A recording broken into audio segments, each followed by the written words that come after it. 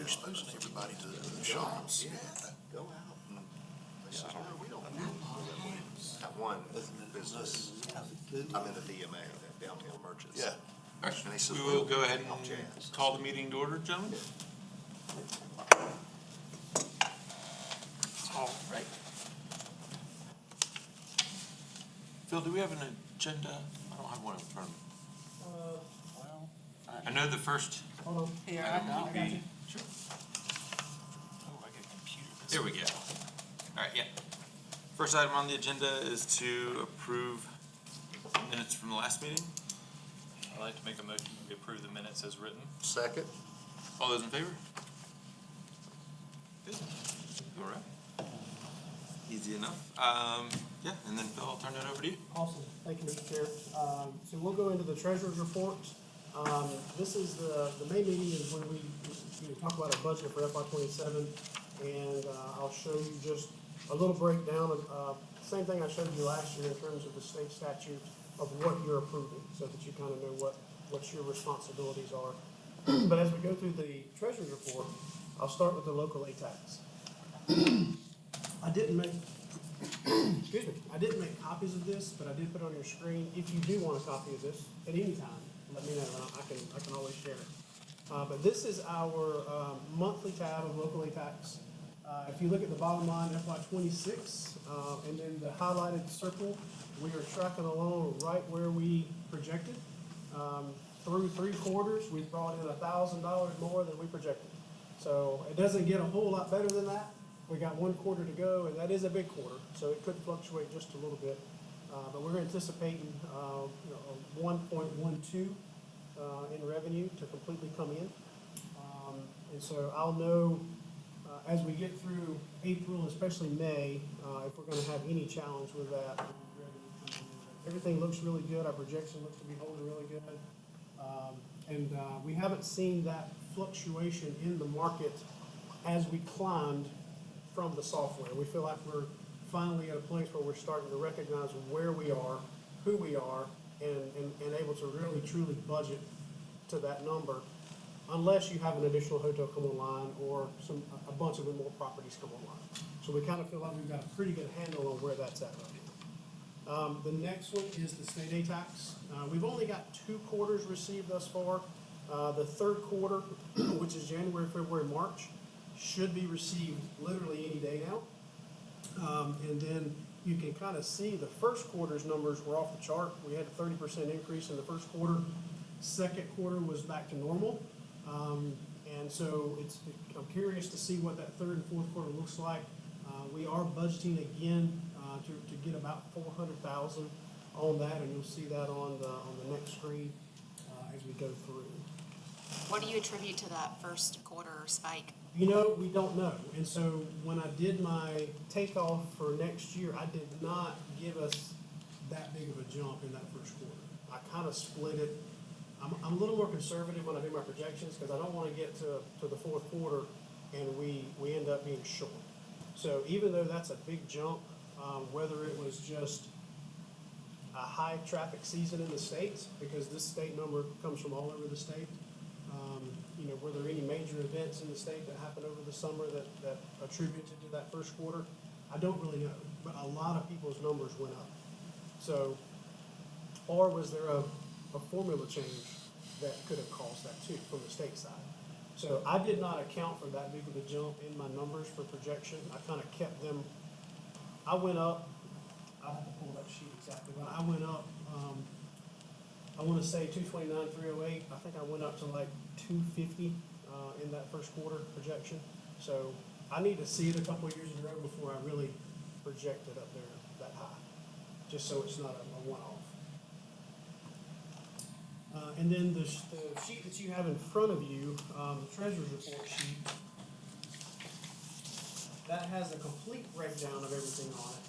And then this is just the highlights. So you can kind of see the balance as of April 29th of 1.2 million. You can see all those encumbrances. The big one on there is the 700,000 when you look on your sheet.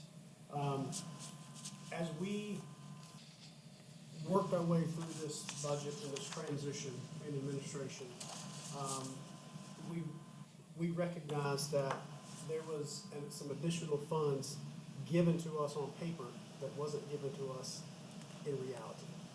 So we had to make an adjustment on a capital project, and that was done about 2 months ago by council.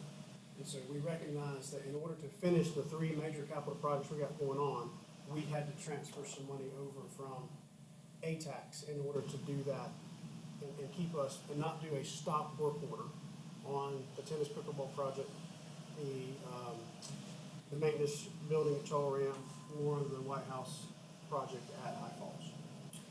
When we recognized that, we searched back high and low, trying to hope that it wasn't what I was seeing, but it turned out that it was. It was an error, and we had to take that money. Luckily, knock on wood, we had set aside enough money to operate when something like that happened. So we did that, and we still got a little bit left, as you can see. There's about $120,000 in that account. Now, normally, this time of the year, we've got about a full year's worth in that account. And we've had that conversation before. So we're gonna have to slowly let that grow back up at this point. So that is the reality of that. We were able to transfer $700,000 over from the local ATAX. We also used $181,000 from the state ATAX to accomplish the $880,000 error. And I say error because it was just a clerical on paper. It looked like we were given an extra year's worth of revenue when we were not. So that's just something that we found in the transition that we have addressed. So just being transparent and sharing why that $700,000 is on there. Luckily, we had the money. We had planned for that. And so, not planned for that specifically, but we planned to have a rainy day fund, and we've had to use some of that. So that's where we are in terms of that. You can see your balances as of today, and then the budgets that we'll talk about, you'll see a complete breakdown of those here in just a second. The revenues that I'm anticipating for FY '27 on the local side is $1.12 million, and then on the state 65% side is $402,450. And keep in mind that 65% number, when you see the breakout here in a minute, you'll see where that goes. That actually goes straight to salaries for some of our staff. Any questions on the treasurer's report?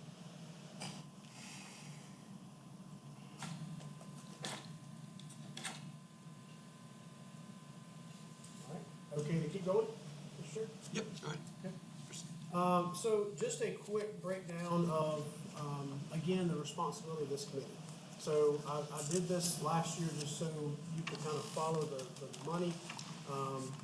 If a lodging partner collects a total of 5%, the left side of that screen shows the state money. So it goes, 2% goes to the state. We get it back quarterly after their formula. And then once it comes back to us, the first $25,000 by statute goes as just general fund revenue. And then it's split up into three pots. You got a 65% pot, a 30% pot, and a 5% pot. The 5% is also general fund revenue per the state statute. So that the county gets $25,000 plus 5% of the total state income from the accommodations tax. It just goes in the general revenue fund for the county. The 65 and the 30 are what you as a commission have to see the breakdown of how we're spending it and make that recommendation. The 65% goes towards the salaries, and the 30% is the advertising dollars that we put together our marketing plan with. And so you'll see all that here in just a second. If you follow that to the right, you'll see that 3% of the 5 comes straight to Oconee County. It's submitted to us the 20th of each month for the previous month. It's kept completely separate, and then you approve our supplemental budget.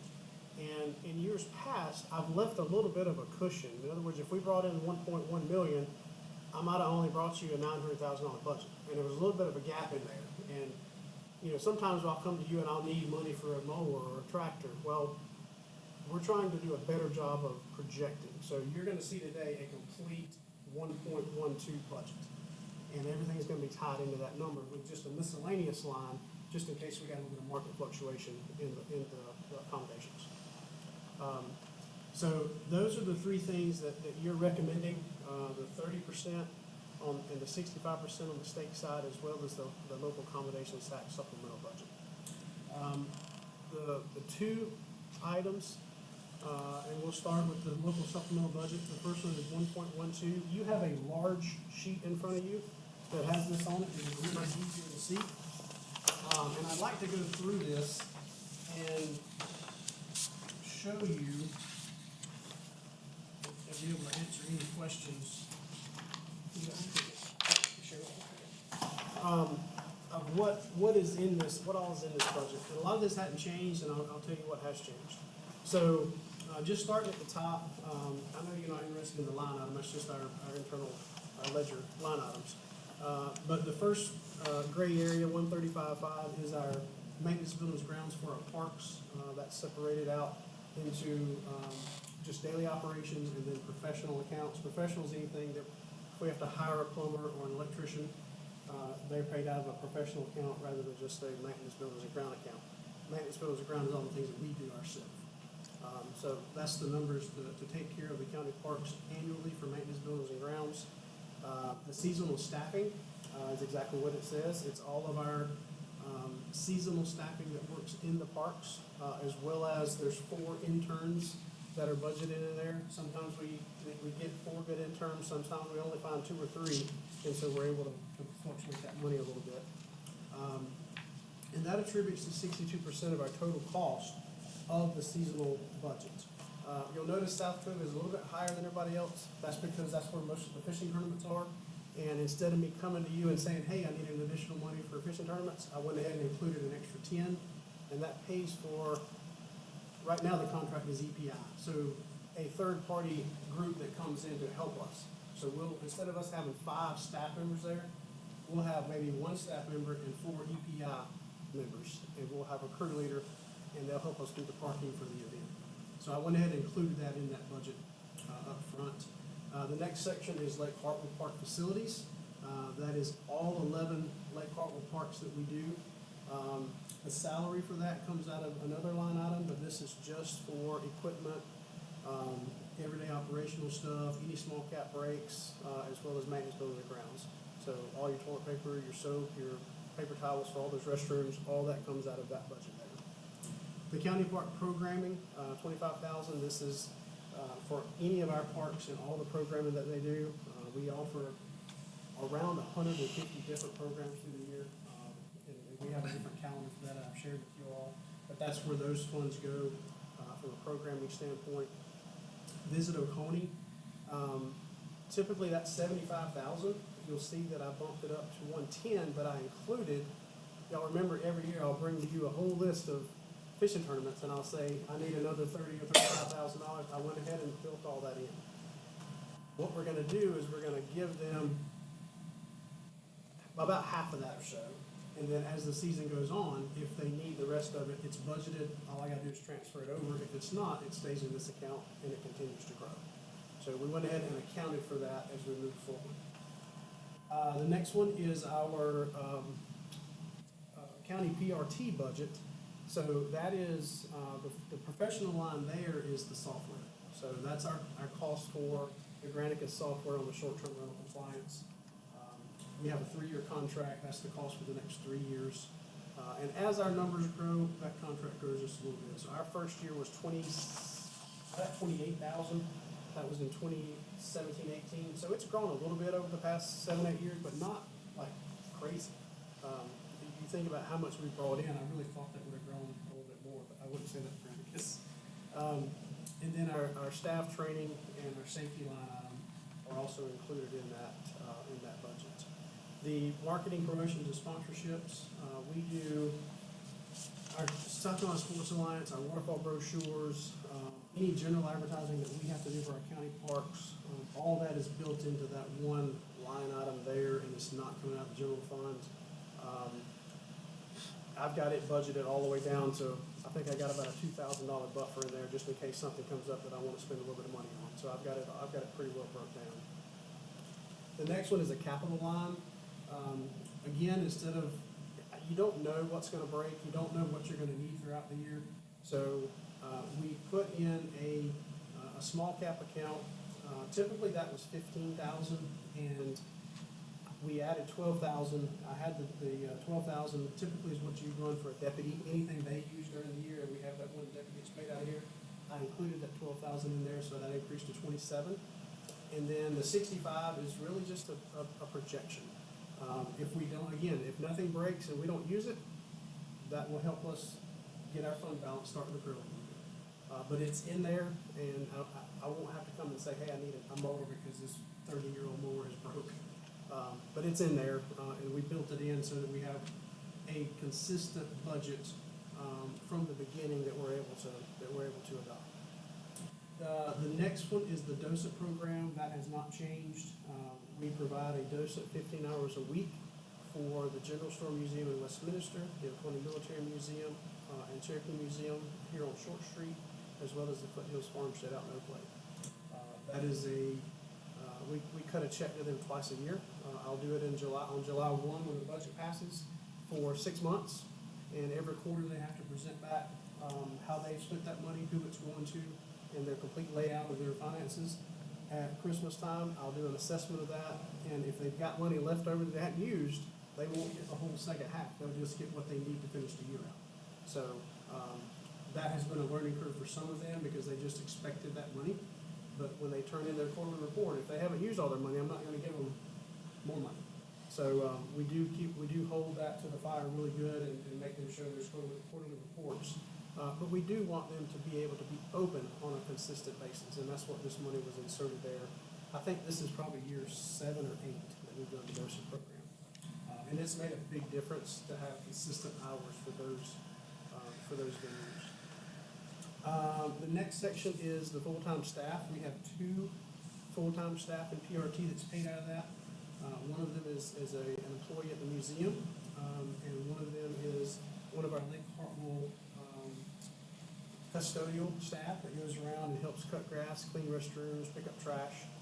So that is their salary fringe. And we do have a COLA built in here based on internal discussions of what we feel like we're going to present to council. If that doesn't go to council, that'll be pulled back. So that COLA is put in here. The next slide is the law enforcement officer. We were able to add this last year. We're able to keep it in here. Last year, that number was $150,000 because we also bought a vehicle. So the vehicle was pulled out, and we were able not to have that vehicle there now. So that salary fringe, the COLA, plus the $12,000 that I moved up into the small cap. And you'll see that total there. The grants is what also was not in this budget from the beginning. I have included it in here. You'll notice that it's only $100,000 because of some of the decisions that we've had to make this year. So we've got, I expect us to have $50,000 in the first grant cycle, $50,000 in the second. Having said that, look at the line below. I've got a miscellaneous line of right at $40,000. So depending on how the market fluctuates, when we get to the February cycle, I very well could say, hey, we can do 70 in February instead of 50 or 60. A lot of that will depend on the market and where we are in our projected revenue coming in, not to put us in a bind. So that's a lot of information on the local aid tax supplemental budget, but it all equals 1.12 million. Are there any questions on that? On the PRT training, $19,000, what kind of training are you talking about? So we are members both of the National Parks and Recreation Association and the State Association. And so I take my management team, so the park managers, and we will attend the national conference, and we're accredited through that. Our agency's not accredited, but we have certification through that. And then I will take my non-management staff, and we'll go to the state conference with that. So they're all done, and we also use that for, we have natural naturalists, we have national certified interpreters on our staff. So any of those CEUs that they have to have, all that comes out of that training budget. And that training budget includes, if there's travel, if there's hotel lodging, all that's part of that $19,000. And that's for all 25 of our staff.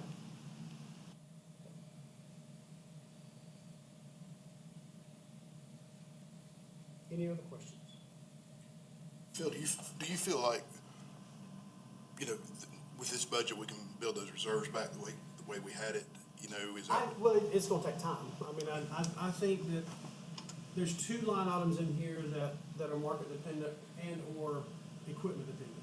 So I've got really $100,000. You got the 65,000 in the capital, and you got the 40,000 in the miscellaneous that are identified, but could be a savings if we don't need it. And so if I'm able to do that over the next couple of years, you see that fund balance begin to creep back up where we want to get to. If there's ever a time that we get, I don't see any of this transferring out here and going back to the general fund. The purpose of this was to help offset the general fund, the way we set it up. I don't see us growing anytime soon either to where we bring in 900,000 on the state side alone. That opens us up to be able to spend this completely on operational stuff. So right now, we're held to a percentage of, we can only spend so much on the salaries and operations, and then we have to spend so much on the advertising, the general marketing, and those kind of things. So it's gonna take us some time to build it back up, for sure. We're very fortunate that we were in the position we were in. If not, we would have had to either find that 700,000 somewhere, or potentially stop those projects. And I'm very thankful we didn't have to do that. Any other questions on the local aid tax supplement? Yeah. Just to confirm, that 880,000, that was the clerical error, was not a clerical error out of this budget, that was a separate budget. It was a clerical error in the capital fund of the county where the projects were being paid from. We supplement the capital fund with this whenever we need extra money. But instead of the majority of those capital projects coming from the capital budget now, we've had to supplement about half of it out of the ATAC side. So I had to make up that $880,000 on the ATACs that was originally budgeted in our capital budget, which is the Parks and Recreation Tourism Capital Project Fund. That's where the error was in that fund. Thank you for your foresight. We were lucky. Any other questions on that budget? If it's okay, I'll show you all three, and then maybe we can do three separate votes at the end. That good? Sure. Okay. So the next two are the 65% and the 30%. And I've got just a breakdown of this. The top one, the 65%, again, that's all salaries. That goes to support the visitor Coney staff, vice president, office manager, the sales manager. We have a part-time marketing content person, and we've got some part-time built in to help operate the visitor center on weekends and events. So that 259, 209 covers that staff, fringe, benefits, COLA, everything for that team. And then the 30% is the projected revenue from the state built into our annual marketing plan. It's in draft form right now, but Cricket Barnett, if you don't know, is with Visitor Coney. Cricket has developed our draft marketing plan for 2027. It'll be presented to our Visitor Coney board next week's meeting. Once it is official, then I'll present it to county council once they vote on it. So that 185, this is a very generic breakdown of what that looks like. And I've got the next slide. The green boxes on the right, that is actually a breakdown of the exact things that we are proposing to our Visitor Coney board. They are subject to change, which is why I didn't give you a copy of it, because some of it may change between now and then. And you can kind of see where that money is spent and how we break it out. You'll notice the tag money, which is on the income side, the tag funding, that's a state tourism advertising grant that we are eligible for any marketing that we spend outside of 50 miles. So that's why you got two boxes. You got a local number and you got a 50-mile number. And we get about half of that money back. Well, if you look at the cost of our rent down here, that money we get back pretty much pays for our rent in the office space. So we take that money and we kind of re-put it right back into our operations. Question. Yes, sir. We get this little booklet, it's got all the waterfalls in it. Yes, sir, that's, I don't see it. it's the visitor's guide in the bottom box. The third one in the additional advertising box. 15 grand, Yes, sir. Yep. so And that's, that's a partnership with the printing company. They have a number of ads that they sell, and then we have money that we put towards it. They print 28,000, is that number right? 28,000 twice a year, and that's not enough. And so we have money that we actually pay for additional copies. Sometimes we go through as many as 40,000, 45,000.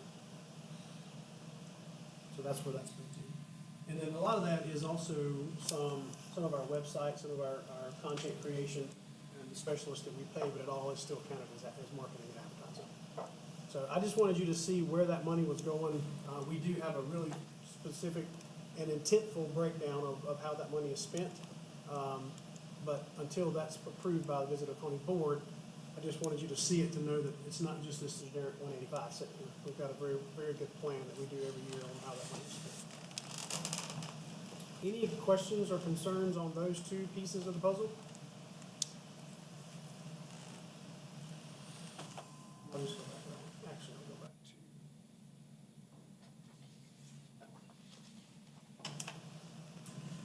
to. If not, that's all I have in terms of budget outlook.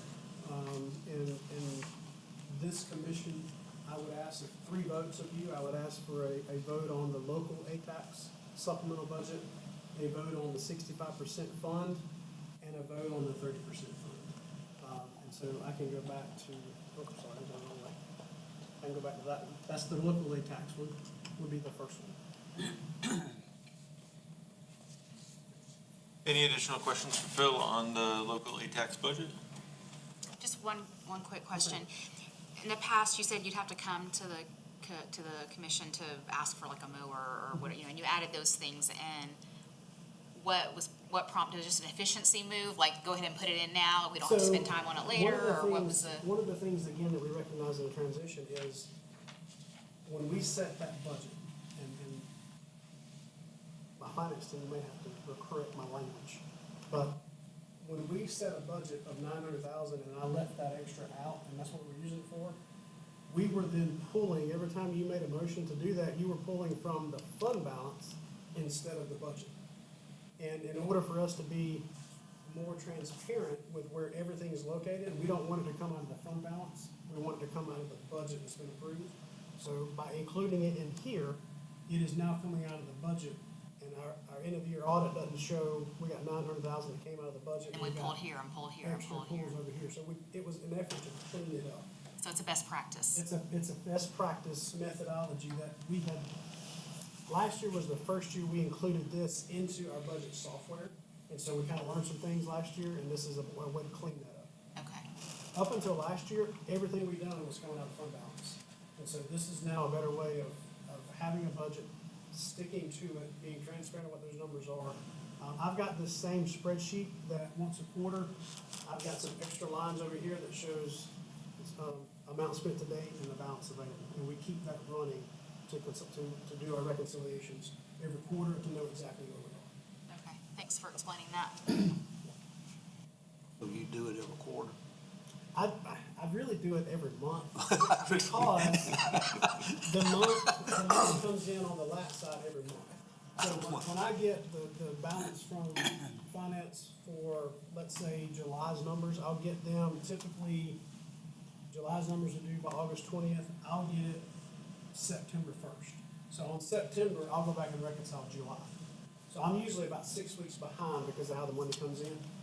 And then the state side comes in quarterly. So I do a complete reconciliation every quarter. Again, thank you. We really appreciate that. It's a lot of fun.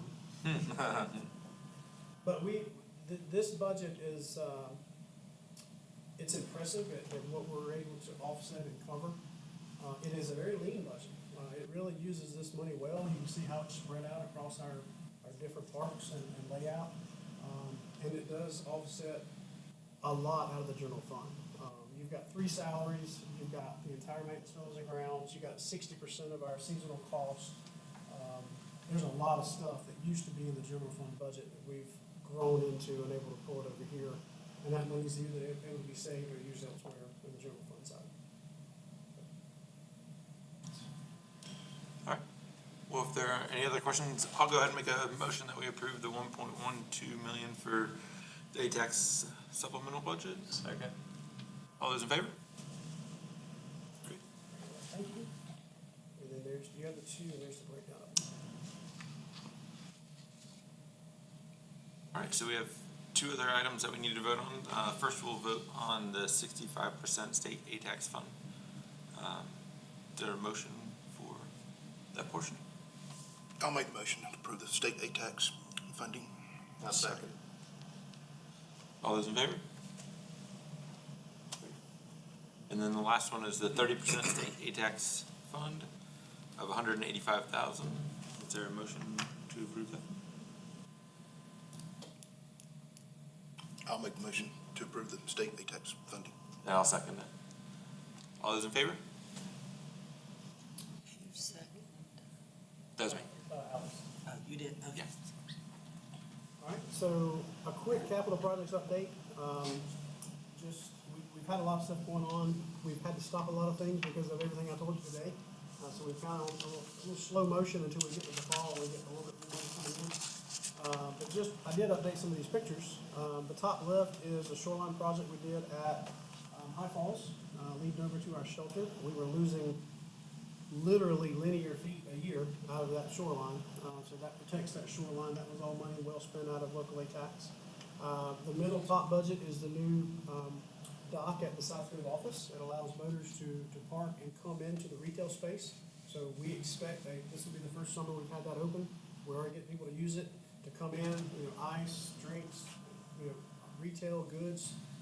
We expect that to be well used. The middle left is the new restroom at the pickleball court. That is hoping to be operable soon. Right below that is the current state. You can see the rain from this morning. I took that this morning of the pickleball project. The lights are up. We are literally waiting on like 5 days of good weather. Now that we needed to pave, the rain hit. And we need the rain, so I'm not arguing, but it's pushing our project back just a little bit. We need about 5 good days of clear, dry weather to get the asphalt down. It's got to cure, we got to put another coat on top of it, and then we'll put the surfacing down, the fencing, and just a few minor things, and then hopefully, last week of May, first week of June, that project's gonna be ready to open.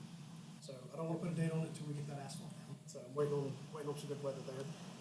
The middle picture is the new maintenance building at Chaw-Ram up on the mountain.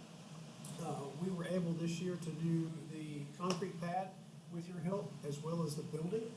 And then in next year's budget, we're gonna go in and add the insulation, the electrical, and things that we need to kind of occupy that building. So we can kind of put our equipment in and out to keep it out of the weather, but we'll truly finish the build out in this next coming budget.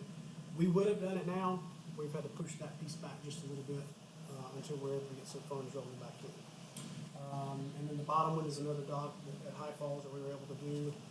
So we've got a lot of good things we've been able to accomplish. This is our list as of this week, where things stand. A lot of completes on here, which we like to see. They'll roll off when I show you this again. We've got some things that we've had to put on hold, just based on some planning, some progress, my time and ability, because I'm the one that does a lot of the projection and laying out. The master plan, we've had to, again, push back with this transition, and I hope to be able to address that soon with High Falls and Chaw-Ram. We do have the recreation use and needs study of Duke Energy's recreation plan around Lake Kiwi and Lake Jocassee happening currently.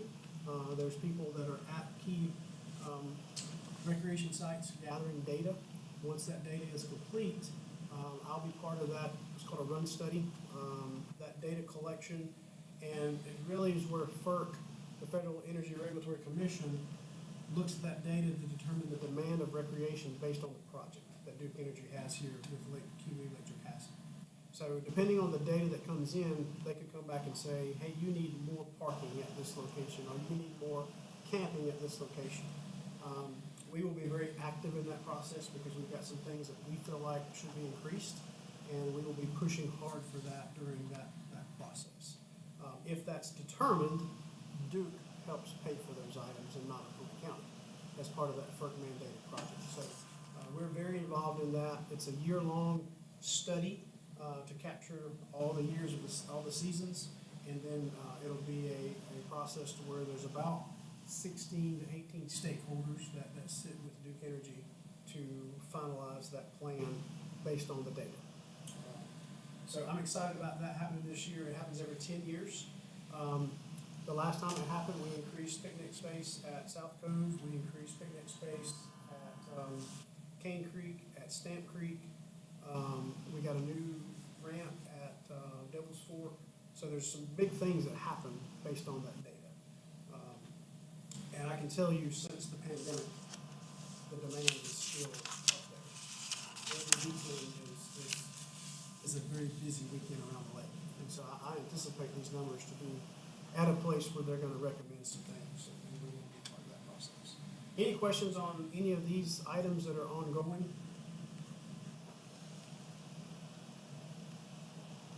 Can you remind me, who is monitoring the security cameras at Seneca Creek? I remember us talking about that. Clemson Police Department. The University Police Department is located right across the street up on the hill, Okay, and that is their property. So one of the things when we took that lease on, they wanted cameras on the property. So we had to buy the cameras, but they now maintain them. We've turned them over to them. And if something happens, we call them and we work with them on a solution. They can monitor and see and take care of stuff, and we may not ever know what happens. oh, okay. But they monitor it. I don't have access to those cameras, but they do, in their dispatch. Yeah. Any other questions?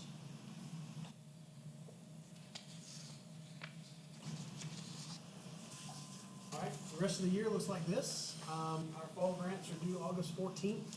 I'm anticipating $50,000 as of now. That meeting is August the 20th.